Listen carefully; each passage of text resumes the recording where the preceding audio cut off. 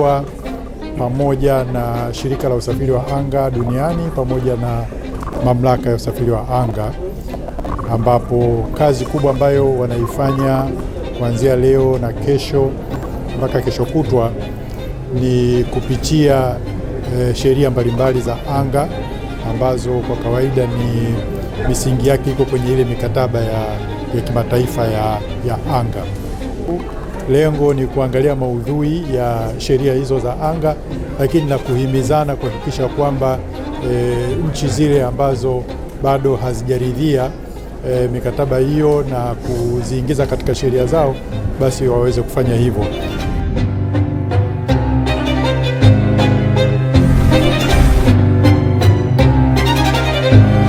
Tanzania tunafarijika sana kuwa mwenyeji wa mkutano huu wa kimataifa ambao unaandaliwa kwa pamoja kati ya mamlaka ya usafiri wa anga na shirika la usafiri wa anga duniani yani ICAO. Kama ilivyoelezwa hapo kwenye ufunguzi, huu ni mkutano wa kwanza kufanyika barani Afrika. Kwa hiyo pia ni mkutano wa kwanza kufanyika hapa Tanzania. Kwa hiyo tunafarijika sana. Kwa ujumla mkutano huu unahudhuriwa na washiriki zaidi ya 150, lakini zaidi ya 70 wakitoka nchi za nje.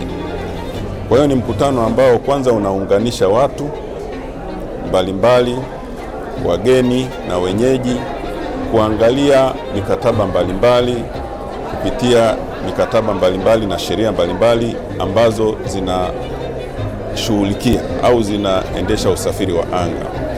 Ni mkutano wa kujifunza zaidi, na ni mkutano ambao utaleta chachu ya kuweza kama Tanzania kuangalia ni mikataba gani ambayo bado hatujairidhia